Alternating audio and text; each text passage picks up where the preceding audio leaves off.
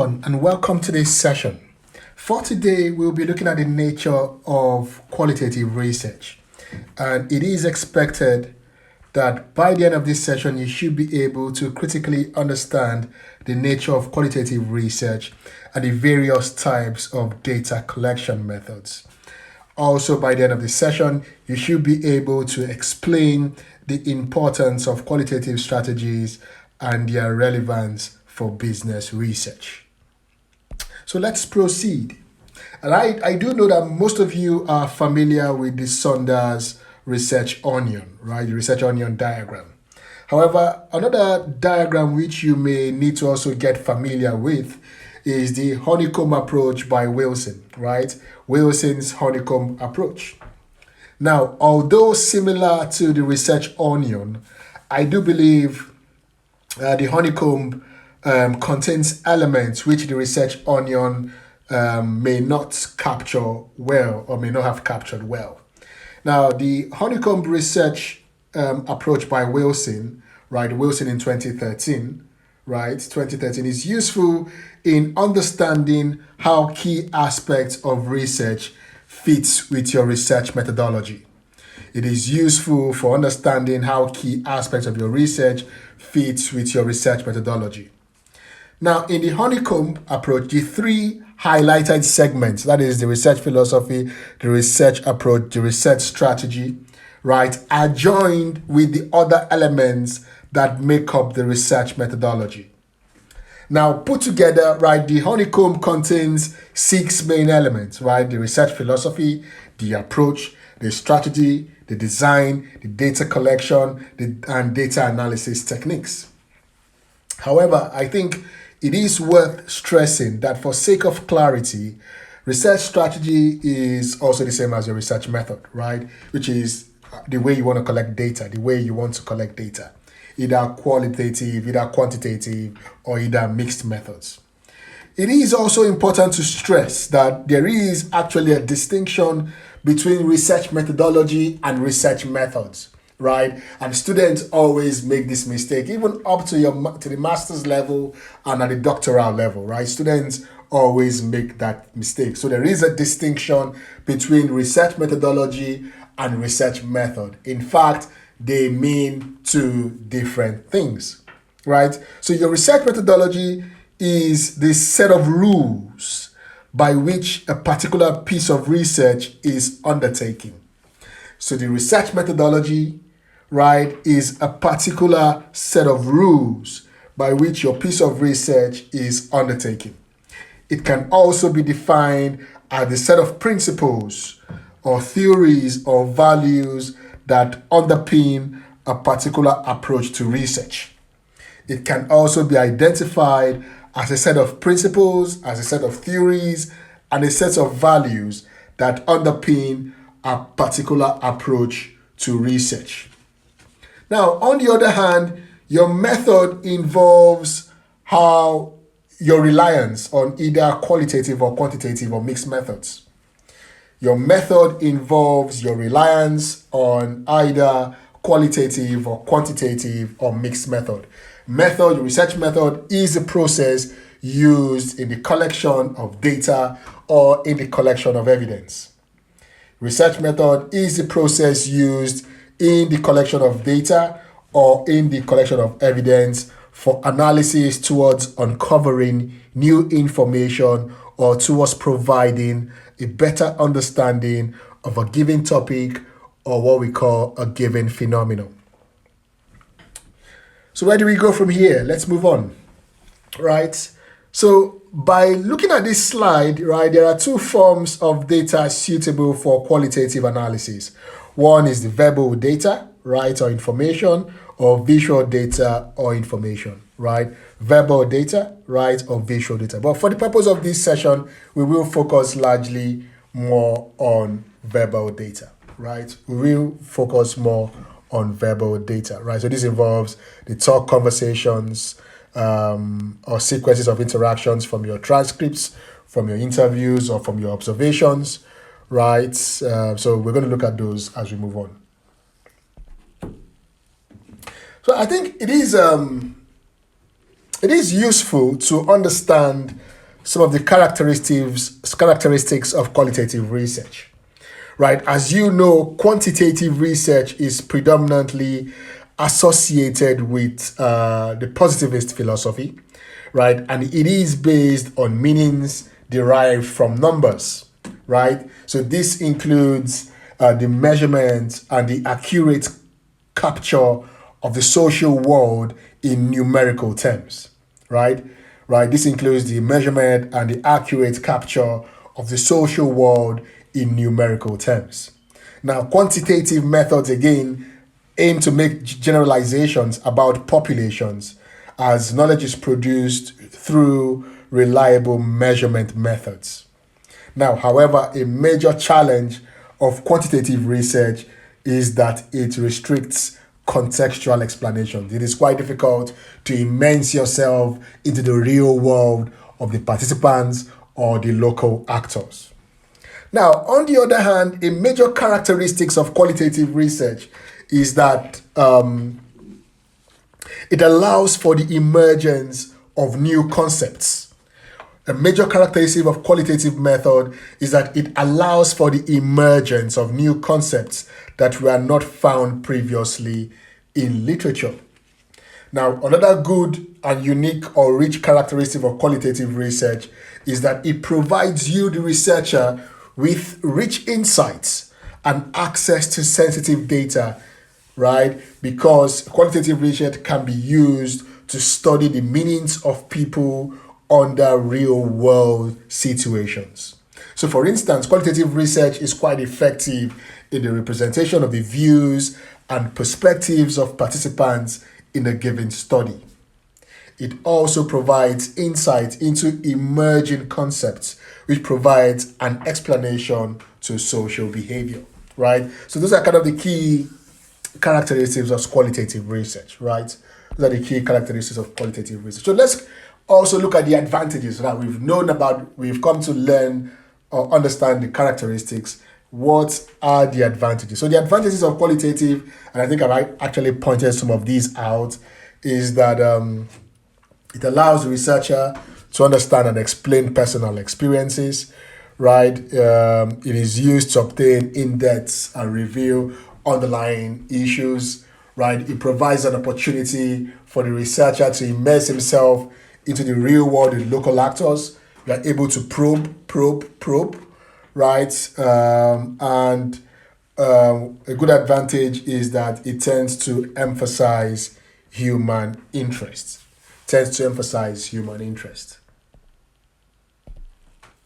But challenges are that it's hard to control that bias. It's hard to control the researcher bias, right? It's for qualitative, unlike quantitative, you have larger population sample, you have larger sample sizes, right? But with qualitative, the sample sizes tend to be restricted, tend to be small, right? Sometimes the key argument with qualitative research is that how can we validate our results, right? How can we validate our results? Before we move on to the next slide, right, I want to quickly touch that with regards to qualitative research, there are some overarching strategies that one may employ, right? And I just felt there is a need for me to quickly touch on these so that you can actually have good knowledge about some of these research strategies. So the first is case study. And for case study, you want to look at the work of Robert Yin. And Yin speaks a lot about case studies. Another scholar or author you want to also look at is Robert Stake, and they also talk about case study. But Robert Yin provides more richer insights and is able to explain the nuances around case study. So you may ask, what does case study mean? What is a case study? Right, and the case study is different from what you do understand as a case study, because in research, a case study examines contemporary phenomenon within real life context. Case studies, right, explains or examines contemporary phenomenon within real life context, right? And it relies on multiple sources of evidence. Case study relies on multiple sources of evidence, for instance, interviews, observations, documentary analysis. It relies on multiple sources of evidence. With that makes them very appropriate, right, in addressing the how, why, and what of certain phenomena, right?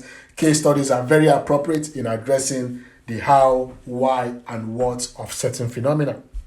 So here, I think it is also common to recognize that case studies are contemporary descriptions which provide a richer understanding of the research context and process. Now, this implies that the researcher is able to draw attention to what may be understood from a particular case. So move on quickly to ethnography, and I'm sure you guys are quite familiar with this concept, but of course I'm just trying to refresh your memories, right? So with ethnography, right, what you get is that ethnographers describe the social work and work settings, and as such they become part of those settings. Ethnographers, they examine shared patterns of behaviors, values, beliefs, and languages, right? Ethnographers describe the social and work settings of a particular nature, right? And as such, they become part of those settings. They live, they experience the culture, the way of life. They have their diaries to record particular experiences, particular narratives, particular instances. And ethnographers go ahead to examine the shared patterns of behaviors, the shared values, beliefs, and languages. So the next is what we call phenomenology, right? And it is the study of structures from a first-person viewpoint. It is the study of structures from a first-person viewpoint, right? And it is an intense concern about the way the world appears to a person experiencing the world, right? So how does one experience the world? What is the person's interpretation of the world, right, from that person's point of view? Now, phenomenologists are interested in the way we've come to share similar understandings of the world, right? How do we understand the world as we see it? The next is narrative. Narrative relies on the stories of individual experiences, and it is useful as it typically focuses on the lives of individuals as told through their own stories, right? It focuses on the lives of individuals as told through their own stories. An archival seeks out and extracts evidence from archival records, and it is useful if you want to look at historic events such as a company change or the implications of a key event, right? So let's quickly move on. Let's quickly move on, right? Let's quickly move on. So the quick quiz, right? Do you know of any qualitative data methods? Do you know of any qualitative data methods? Any ideas? Think about it for 1 minute. What qualitative data methods do you know? Any ideas? Any ideas? Okay. So let's look at some of these in detail, right? Let's look at them. So we've got the traditional ones, which include observation, right? Analyzing text and documents, interviews, and focus groups. And we have the alternative ones, the visual methods and ethnography. So we'll talk about the visual methods and ethnographies in a different session. But for this session, right, because we try to keep the sessions quite short so that you can watch and rewatch them again. For this session, we'll focus more on the traditional qualitative methods. So the first we'll look at for today is observations, right? So observations depends on the researcher's involvement. Don't forget that, right? Observation depends on the researcher's involvement, and it provides the cultural knowledge that forms the base of knowledge and theory. Observation depends on the researcher's involvement, and it provides the cultural knowledge that forms the base of knowledge and theory. Now, this, of course, provides the flexibility to yield insights into new realities, right? It provides the flexibility to yield insights into new reality. So it provides an opportunity for you to gain insight into new realities that you hadn't even previously considered. Now, with observation, you have two types of observational roles, right? There are two types of observational roles. The first is the participant, and the second is the non-participant. The first is the participant, and the second is the non-participant. So, participant observation is where the researcher is part of the group being studied. Participant observation is where the researcher is part of the group being studied and observes the behavior of that group. Now, participant observation enables the researcher to learn about the activities of the people under study in their natural settings through observing and participating in those activities. Right? So with participant observation, the researcher studies people by observing them and in most cases participating in those activities. Now, on the other hand, we have the non-participant observer, right, or non-participant observation. Now, this involves observing participants without directly participating. Non-participant observation involves observing participants without directly participating. Here, one tries to understand by entering the community or by entering that social system while staying separate from the activities being observed. So overall, with observations, what you get is, with observations, you rely on your field notes to record observations. However, it is also good practice to consider the ethics of observations by seeking consent and also by providing disclosure to the groups or the respondents or the participants within that group. So the next one is text and document, right? This includes you doing research based on secondary research, what people have actually done, right? These text and documents have not been produced for the purpose of research, and they've been preserved and made available for analysis, right? And the documents for text and documents are your own interpretations, right? So examples can be committee minutes, right, where one tries to interpret what has happened rather than a factual recording, right? So text and documents have not been produced for the purpose of research, and they are preserved in archives and always made available for analysis. So the next one is quite interesting, and these are interviews, and I really like interviews, right? I use interviews a lot for my research, right? So interviews are, I think, they're the most widely employed qualitative research method, right?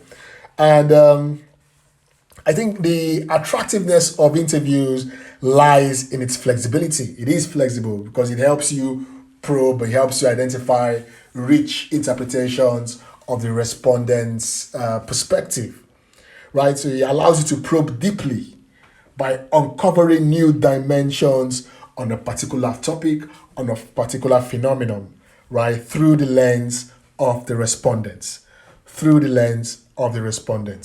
Now, interviews can either be structured, unstructured, or semi-structured. Interviews can either be structured, semi-structured, or unstructured. So structured, unstructured, or semi-structured, right? So structured interviews involve asking particular sets of predetermined questions, right? And these questions are usually planned ahead of the interviews. Now, the questions are usually planned and created in advance. So this implies that all the participants are asked the same questions in the same order, right? It's a structured interviews involve asking a particular set of predetermined questions. The questions are usually planned and created in advance, and this implies that all the respondents or all the interviewees are asked the same question in the same order, right? For instance, Were you happy with your visit to Edinburgh Castle? Yes or no? Now we have unstructured interviews, right? Unstructured interviews are non-directed or unstructured forms of interviews where you, the researcher, you do not have any pre-arranged set of questions. So there are no pre-arranged set of questions, right? Unstructured are seen to be the opposite of structured interviews because it does not have a set of standardized questions. It does not have a set of standardized questions, right? Now, for the last one, we have semi-structured, and I like using semi-structured a lot. Here, the interviewer does not strictly follow the formalized set of questions. Instead, as a researcher, you ask for more open-ended questions, which allows for you to probe, allows for discussions with the participants or the interviewee. And here, you probe rather than relying on a straightforward set of questions or answer formats.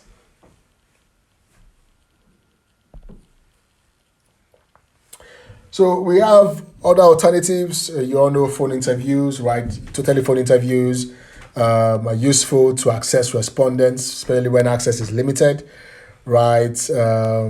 It could be structured, it could be semi-structured, it's up to you. We also have online interviews, and given the current COVID pandemic, right, online interviews are very quite common now, right? If you use your Skype, if you use Zoom, MS Teams conversations, always take permission from the interviewee or the respondent to record, right?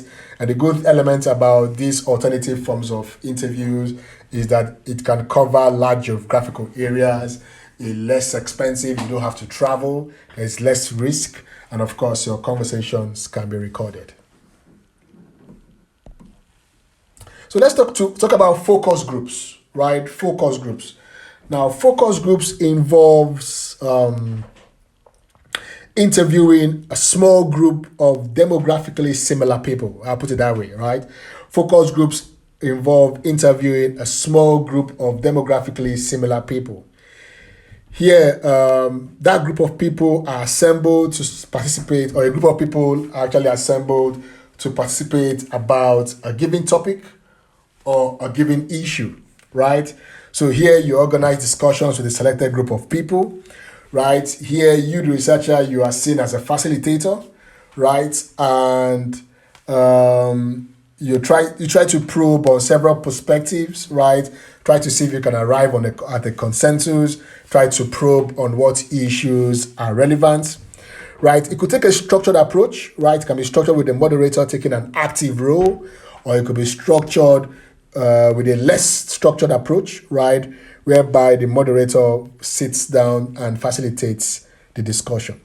Good elements that one has to consider while adopting a focus group is the composition of the group is important. You need people that will help you address your research question or what you want to achieve, right? And of course, you need to think about how you are going to record the responses.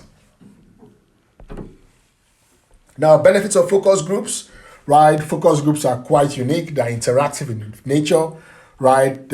It's cheaper, right? It's less expensive and less time consuming when compared with interviews. I remember when I did my interviews, I had to fly for 6 to 7 hours when I was going to Africa, right?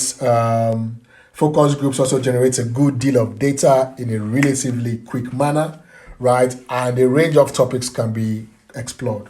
And the good thing about focus group is that you're able to bounce on ideas. So it's more like a snowballing of ideas. One idea leads to the other idea. Some of the difficulties with focus groups is that it's difficult to summarize and analyze. And sometimes you find the moderator influencing the participants, right? Or scenarios whereby the participants also influence themselves, right? Sometimes the group dynamics, there might not be too much harmony, and that might lead to a dissonance in the kind of answers the kind of findings you are expecting, right? And sometimes, or in most cases, focus groups are not suitable for asking sensitive information, right? So those are the benefits and the difficulties of focus groups. So we have online focus groups, and again, and given this COVID-19 pandemic, online focus groups are becoming very popular, right? And here the researcher or the moderator invites pre-screened qualified participants who are representative of a particular target. Now, you ask them to log on, right? Giving them maybe on a particular conference software platform, maybe your Zoom or Skype or MS Teams or WebEx. You ask them to log on at a particular time, right, to take part in an online focus group, right? It's similar to the normal traditional focus group. The only difference is that it is online, and it could be synchronous, real-time live groups conducted via video chat. It could be asynchronous, not in real time, usually runs over a few days, right? Online communities, bulletin boards, to mention a few. So let's see, we can quickly round up. So group interviews and focus groups, a lot of people also confuse this. So group interviews, the researcher is an interviewer, right? Emphasis on questions and responses between the researcher and the participant. The interviewer has more control. The focus is on individual views. But with focus group, the researcher is a facilitator or a moderator. The emphasis is on the interaction within the group based on the topics, which can actually lead to snowballing or a bounce off of more ideas, right? It's usually hard in focus groups for the moderator or the facilitator to remain in charge, to remain in control. Sometimes it is difficult to separate group views from individual views. And of course, you might have difficulties in recording. So in preparing for interviews and focus groups, right, it is a good approach to decide who you want to talk to. How do you identify the participants? How do you identify people that will help you address your research questions and achieve your research objectives? Consider the method of interaction. What's the best method of interaction? Given the COVID-19 pandemic, you have to be very careful to ensure that you don't expose yourself or expose your participants, right? A good approach again is you need to ask yourself, how do you get the right contact, the right name, right, the right details? Of course, you must also be clear about the purpose of your research, right? And in being clear about the purpose of your research, you must understand that the information you have or the information included in your research instrument would help you address your research questions. And of course, another thing you need to ask yourself is, what is in it for the respondents? Of course, nothing, but you also want them to know that the findings of this research will go a long way in contributing to theory, policy, and practice, right? And of course, another thing to consider is research ethics. You must be fair. You must ensure that your research is consistent with the university's guiding principles of equity, accuracy, fairness, anonymity, right, and confidentiality. So these are key things you need to consider in preparing for your interviews or your focus groups. So in conducting your interviews, right, my advice is for your interviews, explain how the interview will be conducted, right? There must be a set of protocol, how long it will last, what topics will be covered, explain the ethics and the data management, the aspects of confidentiality, the aspect of equity, fairness, right? Ask permission, always seek permission to audio record, right? Always go with a letter of introduction if possible. You send it to them online if it's done online.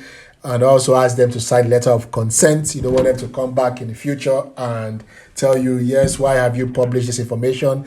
I didn't give you my consent, right? Allow the interviewee to also ask questions.